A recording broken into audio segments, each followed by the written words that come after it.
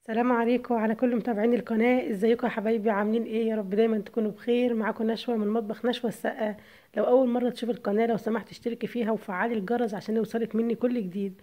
النهاردة ان شاء الله هعمل معاكم سندوتشات اختراع يا كوتش. طبعا انتوا عارفين الشتاء وجنان الشتاء.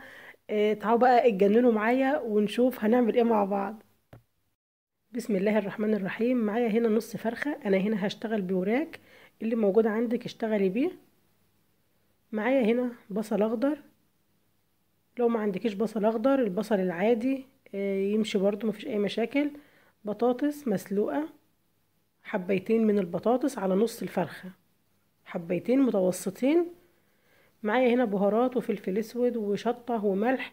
طبعا الحاجات دي كلها ترجع لك انتي، والملح انتي بتظبطيه على حسب ما انتي بتحبي الحاجة مالحة او عادبة. وتوم.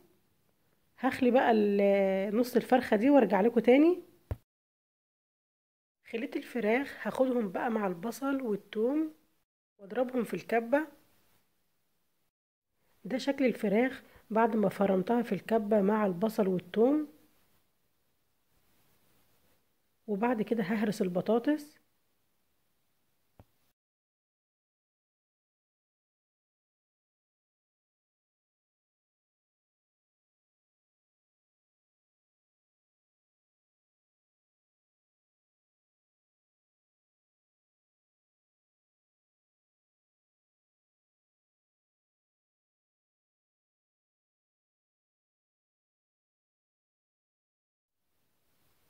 بعد ما هرست البطاطس هنزل عليها بالفراخ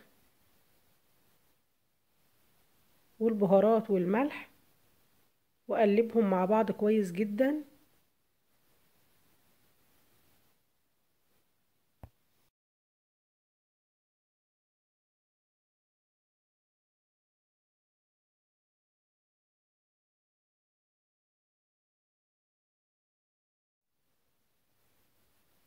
معايا بقى هنا شوية زيت عشان لما اجي اصبع الكفتة ادهن ايدي بيهم عشان ما تلزقش في ايديك وانت بتصبعيها.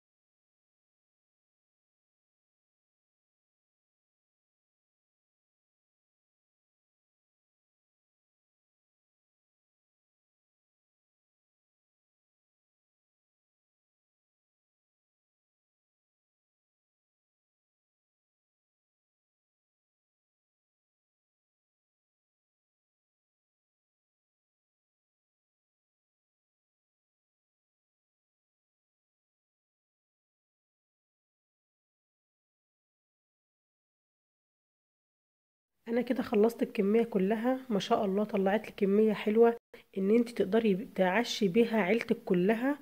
تعملي بيها كمية سندوتشات كويسة. نشوف بقى بعد كده هنعمل ايه. معايا هنا دقيق وبيض عليها رشة من الفلفل الاسود وبقسماط.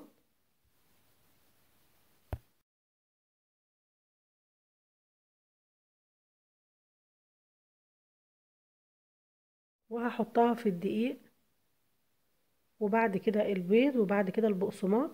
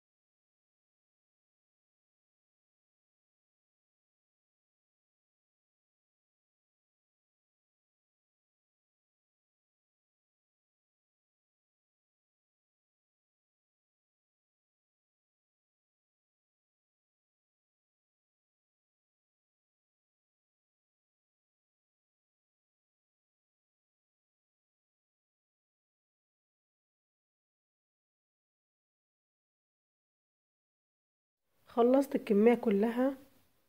وعلى فكرة انت ممكن تجهزيها من بدري وتحطيها في التلاجة وتطلعيها وقت العشاء تحمريها على طول، برضو من الاطباق السريعة اللي ما بتاخدش معاكي وقت.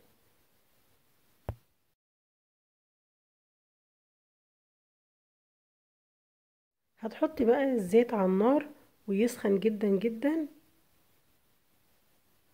وبعد كده تنزلي بالبطاطس. واول ما تنزلي بالبطاطس تبدأي تخلي النار بتاعتك متوسطة علشان الفراخ تستوى.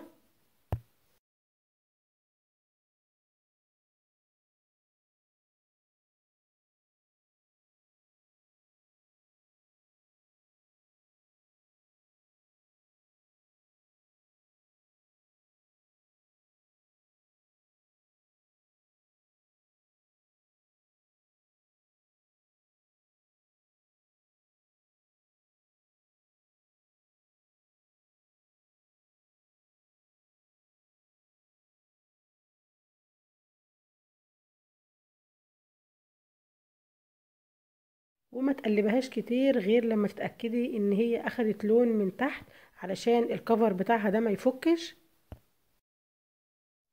هي بتاخد على النار حوالي 10 دقايق.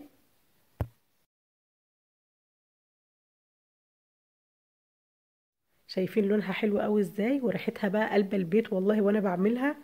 مش مكلفة خالص خالص، مكوناتها كلها موجودة عندنا في البيت، وحلوة قوي في الايام البرد التلج اللي احنا متكتكين فيها دي. تقومي بقى كده تعمليها وتحطيها كده في سندوتشات وتاخدوها بقى وانتوا قاعدين كده تحت البطاطين، هتدفيكم وهتعجب الاولاد جدا جدا. اتمنى باذن الله ان وصفتي النهارده تكون نالت اعجابكم.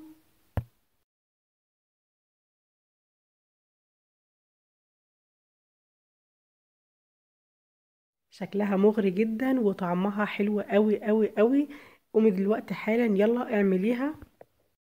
سندوتشات بقى وكاتشب، طبعا الاطفال كلها بتموت فيه. وباذن الله هتعجبكم جدا جدا.